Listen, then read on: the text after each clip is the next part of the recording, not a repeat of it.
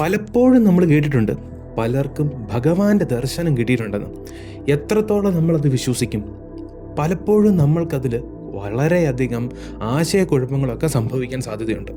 എങ്കിൽ യഥാർത്ഥത്തിൽ ഭഗവാന്റെ അല്ലെങ്കിൽ ഭഗവതിയുടെ ദർശനം കിട്ടി ജീവിതം തന്നെ മാറിയ ഒരു മഹാപുരുഷനുണ്ട് നമ്മളുടെ ഭാരതത്തിൽ, കാളിദാസൻ. ഇന്ന് കാളിദാസന്റെ കഥയാണ് നമ്മൾ നോക്കാൻ പോകുന്നത്. കുറേയേറെ വർഷങ്ങൾക്ക് മുൻപ് ഉജ്ജയിനിൽ ഒരു രാജാവുണ്ടായിരുന്നു. ആ രാജാവിന് ഒരു പുത്രി ഉണ്ടായിരുന്നു. പുത്രിയുടെ പേര് വിദ്യോത്തമ എന്നായിരുന്നു. ഈ പുത്രിക്ക് ഒരുപാട് സവിശേഷതകളുണ്ടായിരുന്നു. അതിലൊന്നെന്ന് പറയുന്നത് ആരെയും ഭ്രമിപ്പിക്കുന്നത്രയും സൗന്ദര്യമുള്ളൊരു വ്യക്തിയായിരുന്നു ഈ പുത്രി. ഇതിനുമപ്പുറം ഒരുപാട് അറിവും പാണ്ഡിത്യവുമുള്ള ആളായിരുന്നു ആ പുത്രി എന്ന് പറയുന്നത്. അതായത് പാണ്ഡിത്യത്തിൻ്റെ കാര്യത്തിൽ ഈ പുത്രിയെ വെല്ലാൻ ആ സാമ്രാജ്യത്ത് തന്നെ ആരും ഉണ്ടായിരുന്നില്ല. അത്രത്തോളം പാണ്ഡിത്യമുള്ള ആളായിരുന്നു ഈ പുത്രി. അതുകൊണ്ട് തന്നെ പല പണ്ഡിതന്മാരും തോറ്റ് മുട്ടുമടക്കി ഈ പുത്രിയുടെ മുന്നിൽ നിന്ന് മടങ്ങുന്നത് പലതവണ രാജാവ് കണ്ടിട്ടുണ്ട്. അതുപോലെ തന്നെ ആരെയും ഒരു തരത്തിലും ഭയപ്പെടാത്ത ആളുമായിരുന്നു. ഏതൊരാളോടും മുഖത്ത് നോക്കി കാര്യം പറയുന്ന ആളായിരുന്നു. പലരെയും പലതരത്തിലുള്ള സംവാദത്തിലും, അതായത് രാജസദസ്സിൽ നടക്കുന്ന പല പണ്ഡിതന്മാരുമായിട്ടുള്ള സംവാദത്തിലും ഇതുവരെ ഈ പുത്രി തോറ്റിട്ടില്ല. ആരൊക്കെ ഈ പുത്രിയെ തോൽപ്പിക്കാൻ വന്നിട്ടുണ്ടോ, അല്ലെങ്കിൽ ആരൊക്കെ വിദ്യോത്തമ എന്ന് പറയുന്ന ഈ രാജകുമാരിയെ തോൽപ്പിക്കാൻ വന്നിട്ടുണ്ടോ, അവരെല്ലാം തോറ്റ് പിന്മാറുകയാണ് ഉണ്ടായത്. അതുകൊണ്ട് തന്നെ ഈ വിദ്യോത്തമ എന്ന് പറയുന്ന ഈ രാജാവിൻ്റെ പുത്രിയുടെ അല്ലെങ്കിൽ ആ രാജകുമാരിയുടെ കീർത്തി എന്ന് പറയുന്നത് നാനാ ദിക്കുകളിലും പടർന്നു. പക്ഷേ ഇത് പല പണ്ഡിതന്മാർക്കും ഇഷ്ടപ്പെട്ടില്ല. പലപ്പോഴും പലരെയും അപമാനിച്ചു വിട്ടിട്ടുണ്ട്. അതുപോലെ തന്നെ പല പണ്ഡിതന്മാർക്കും ഈ ഒരു ചെറിയ ആളിൽ നിന്ന്, അല്ലെങ്കിൽ അത്രയധികമൊന്നും പ്രായമില്ലാത്ത ഈ രാജകുമാരിയിൽ നിന്ന് ഈ പരാജയം ഏറ്റുവാങ്ങുമ്പോൾ രാജഗുരുക്കന്മാർക്കും പണ്ഡിതന്മാർക്കും ഒക്കെ പലതരത്തിലുള്ള ശങ്കകളും അതുപോലെ തന്നെ അപമാന ബോധവും ഒക്കെ ഉണ്ടായിരുന്നു. അതുകൊണ്ട് ഒരു ദിവസം ഇവളെ പരാജയപ്പെടുത്തണം, അല്ലെങ്കിൽ ഈ രാജകുമാരിയെ താഴെ ഇറക്കണം, മുട്ടുമടക്കണം എന്നുള്ള ചിന്ത പല പണ്ഡിതന്മാരിലും ഉണ്ടായിരുന്നു. അതുകൊണ്ട് തന്നെ അവരൊക്കെ ഒരു അവസരം കാത്തിരിക്കുകയായിരുന്നു ഈ രാജകുമാരിയെ താഴെ ഇറക്കാൻ. അങ്ങനെ ഇരിക്കെയാണ് നമ്മളുടെ രാജകുമാരിക്ക് വിവാഹപ്രായമാകുന്നത്. വിവാഹപ്രായമായപ്പോൾ തന്നെ രാജകുമാരി ഒരു കാര്യം തീരുമാനിച്ചിരുന്നു. ആരാണോ എന്നെ വിവാഹം കഴിക്കാൻ പോകുന്നത്, എന്നെ വിവാഹം കഴിക്കാൻ പോകുന്ന ആ വ്യക്തി എന്നേക്കാൾ വലിയ പണ്ഡിതനായിരിക്കണം, എന്നെ തോൽപ്പിക്കുകയും വേണം. ഇതായിരുന്നു രാജകുമാരിയുടെ ഏക നിർബന്ധം. അതായത് വേറെ ഒരു കാര്യത്തിലും നിർബന്ധമോ വേറെ ഒരു കാര്യവും രാജകുമാരി നോക്കുന്നില്ല, സൗന്ദര്യമോ ഒന്നും, പണ്ഡിതനായിരിക്കണം. ആ പാണ്ഡിത്യത്തിൻ്റെ കരുത്തോടുകൂടി രാജകുമാരിയെ പരാജയപ്പെടുത്തി ബോധ്യപ്പെടുത്തണം രാജകുമാരിയേക്കാൾ പാണ്ഡിത്യമുള്ള ആളാണ് താനെന്ന്. എങ്കിൽ മാത്രമേ വിവാഹത്തിന് സമ്മതിക്കുകയുള്ളൂ. അപ്പോൾ രാജകുമാരിയുടെ ഈ ഒരു നിർബന്ധപ്രകാരം, അല്ലെങ്കിൽ ഈ ഒരു ആജ്ഞപ്രകാരം എല്ലാ പണ്ഡിതന്മാരും ഏറ്റവും ഉത്തമനായിട്ടുള്ള ഒരാളെ രാജകുമാരിക്ക് വേണ്ടി കണ്ടെത്താനായി നാനാ ദിക്കുകളിലേക്കും സഞ്ചരിച്ചെങ്കിലും പല പണ്ഡിതന്മാരുടെ ഉള്ളിലും ഇപ്പോഴും ആ കനൽ, അതായത് ഈ രാജകുമാരിയോടുള്ള പക ഇപ്പോഴും കെട്ടടങ്ങാതെ തന്നെ മനസ്സിലുണ്ടായിരുന്നു. കാരണം അത്രത്തോളം അപമാനം ഇവർ ഈ രാജകുമാരി കാരണം സഹിക്കേണ്ടതായിട്ട് വന്നിട്ടുണ്ട്. അതുകൊണ്ട് തന്നെ എങ്ങനെയെങ്കിലും ഈ രാജകുമാരിക്കിട്ട് ഒരു പണി കൊടുക്കണമെന്നായിരുന്നു ഇവരുടെ ചിന്ത. അതുകൊണ്ട് ഇവർ അന്വേഷിച്ചത് ഏറ്റവും വലിയ പണ്ഡിതനായ വ്യക്തിയല്ല, മറിച്ച് ഏറ്റവും വലിയ മൂഢനായ വ്യക്തിയാണ്. അതായത് പണ്ഡിതനാണ് രാജകുമാരി ആഗ്രഹിച്ചതെങ്കിൽ ഇവർ കൊടുക്കാനിരുന്നതോ ഏറ്റവും മൂഢനായ, ആ പ്രദേശത്ത് തന്നെ ആ രാജ്യത്ത് തന്നെ ഏറ്റവും വലിയ മൂഢനായ വ്യക്തിയെ കണ്ടെത്താനാണ് ഈ പണ്ഡിതന്മാരെല്ലാം ശ്രമിച്ചത്. അങ്ങനെ ഒരുപാട് അലഞ്ഞു, ആരെയും കിട്ടിയില്ല. ഒരുപാട് മൂഢന്മാരായ വ്യക്തികളെ കണ്ടെങ്കിലും അതൊന്നും അവർക്ക് പോരായിരുന്നു. മൂഢന്മാരിൽ മൂഢനായ വ്യക്തി വേണമായിരുന്നു. അങ്ങനെ ഇരിക്കെ ഒരു മരം വെട്ടുന്ന യുവാവിനെ അവർ കാണുന്നു. ആ യുവാവിന് വളരെയധികം സൗന്ദര്യമുണ്ടായിരുന്നു. പക്ഷേ ആ യുവാവ് ചെയ്തിരുന്ന പ്രവൃത്തി ഇവരെ മനസ്സിലാക്കി തങ്ങളുടെ ഉദ്ദേശ ലക്ഷ്യം എന്തോ അത് നിറവേറിയിരിക്കുന്നു. മണ്ടന്മാരിൽ മണ്ടനായ, മൂഢന്മാരിൽ മൂഢനായ വ്യക്തിയെ കണ്ടെത്തിയിരിക്കുന്നു. അതെങ്ങനെയാണ് കണ്ടെത്തിയത്? ഇദ്ദേഹം ചെയ്തുകൊണ്ടിരുന്ന പ്രവൃത്തി മരം വെട്ടുക എന്നുള്ളതാണ്. എങ്ങനെയാണ് ആ മരം വെട്ടിയത് എന്നുള്ളതിലാണ് ഇതിൻ്റെ എല്ലാ രഹസ്യവും ഒളിഞ്ഞിരിക്കുന്നത്. ഇരിക്കുന്ന കൊമ്പ് തന്നെയാണ് അദ്ദേഹം മുറിച്ചുകൊണ്ടിരുന്നത്. മരം വെട്ടുകയാണ്, അല്ലെങ്കിൽ കൊമ്പ് മുറിക്കുകയാണ്, ഇരിക്കുന്ന കൊമ്പ് തന്നെ. അപ്പോൾ ഈ മുറി കഴിയുമ്പോഴേ ഈ കൊമ്പ് ഒടിഞ്ഞ് താഴേക്ക് പതിക്കും. അതിൻ്റെ കൂടെ ഇദ്ദേഹവും പതിക്കുമെന്നുള്ള ബോധം പോലും ഇല്ലാത്തൊരു മൂഢനായി പോയല്ലോ ഈ യുവാവ്. പക്ഷെ കാണാൻ അത്രയ്ക്കും സൗന്ദര്യമുള്ള ആളായിരുന്നു. അതുകൊണ്ട് തന്നെ രാജകുമാരിയോ രാജാവോ ഒരിക്കലും ശങ്കിക്കില്ല, സംശയിക്കില്ല ഇയാൾ ഒരു മൂഢനാണ്. അപ്രകാരം അണിയിച്ചൊരുക്കി, ഒരു രാജകുമാരനെ പോലെ തന്നെ അണിയിച്ചൊരുക്കി, ഒന്നും മിണ്ടരുതെന്നുള്ള കൽപ്പനയും കൊടുത്ത് ഈ പണ്ഡിതന്മാരെല്ലാം സദസ്സിലേക്ക് കൊണ്ടുപോയി ഈ യുവാവിനെ. ഒരു കൽപ്പനയെ ഇവർ ഈ യുവാവിന് കൊടുത്തുള്ളൂ.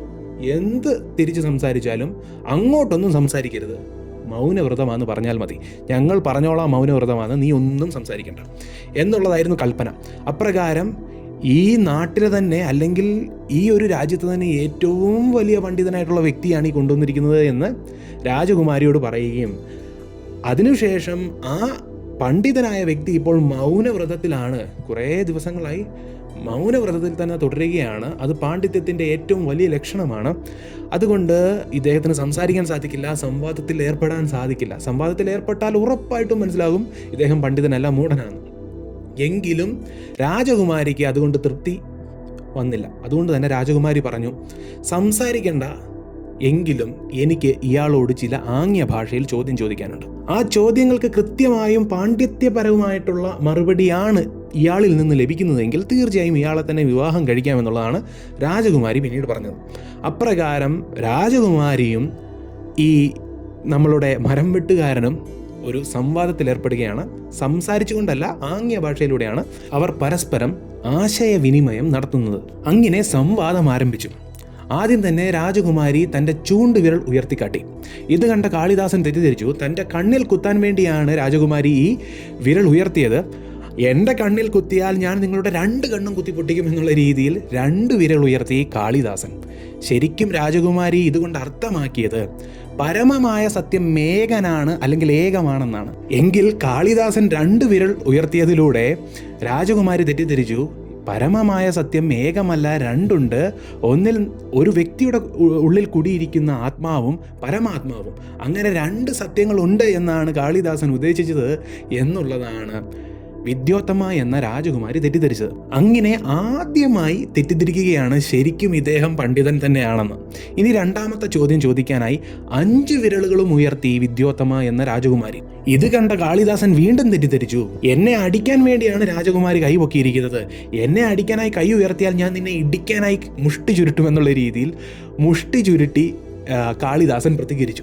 ഇത് കണ്ട രാജകുമാരി വീണ്ടും തെറ്റിദ്ധരിച്ചു. രാജകുമാരി ആ 5 വിരൽ ഉയർത്തിയതിലൂടെ രാജകുമാരി ഉദ്ദേശിച്ചത് പഞ്ചേന്ദ്രിയങ്ങളെക്കുറിച്ചാണ്, 5 ഇന്ദ്രിയങ്ങളെക്കുറിച്ചാണ് ഉദ്ദേശിച്ചത്. എങ്കിൽ പഞ്ചേന്ദ്രിയങ്ങളെയും അടക്കിയെങ്കിൽ മാത്രമേ ഒരാൾക്ക് ജ്ഞാനസ്വരൂപമായ പരബ്രഹ്മ സ്വരൂപത്തെ തിരിച്ചറിയാൻ സാധിക്കുകയുള്ളൂ എന്നുള്ള രീതിയിലാണ് കാളിദാസൻ മുഷ്ടി ചുരുട്ടിയത് എന്ന് രാജകുമാരി തെറ്റിദ്ധരിച്ചു. ഈ 2 കാര്യത്തോടു കൂടി തന്നെ രാജകുമാരിക്ക് ബോധ്യമായി എന്നേക്കാൾ അറിവുള്ള ഏതോ വലിയ പണ്ഡിതനാണെന്ന്. ശരിക്കും ഇതെല്ലാം ഓപ്പോസിറ്റായിട്ടാണ് നടന്നത്. പക്ഷെ രാജകുമാരിക്ക് മനസ്സിലായില്ലെന്ന് മാത്രം. എങ്കിൽ ഈ ഒരു കാര്യത്തിന് അധികകാലം ആയുസ്സുണ്ടായിരുന്നില്ല. ഈ ഒരു കള്ളത്തിന് ആദ്യ ദിവസം തന്നെ, വിവാഹം കഴിഞ്ഞ് ആദ്യ ദിവസം തന്നെ രാജകുമാരിക്ക് മനസ്സിലായി ഇദ്ദേഹം മൂഢനാണെന്ന്.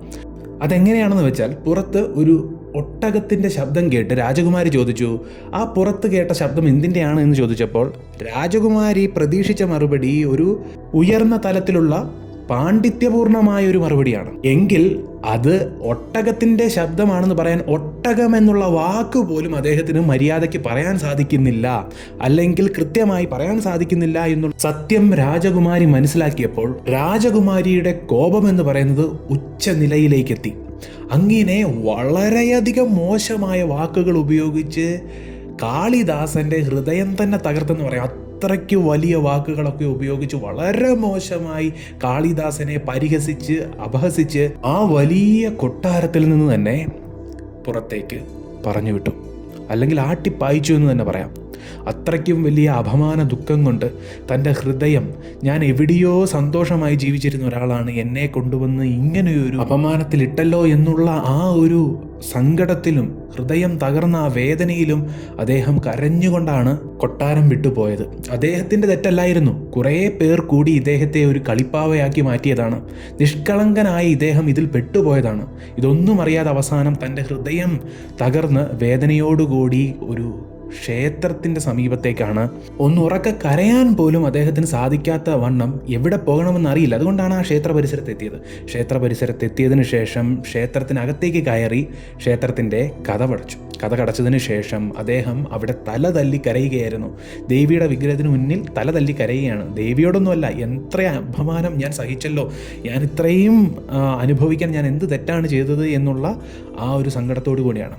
ആ സമയം ദേവിയുടെ ചൈതന്യം, അല്ലെങ്കിൽ ദേവി എന്ന് പറയുന്ന ക്ഷേത്രം വിട്ട് പരിസര പ്രദേശങ്ങളിലേക്ക് പോവുകയും പിന്നീട് എല്ലായിടത്തും ദേവി ദർശനം നടത്തി വീണ്ടും ക്ഷേത്രത്തിലേക്ക് വരുന്നതായിട്ടുള്ളൊരു പതിവുണ്ട്.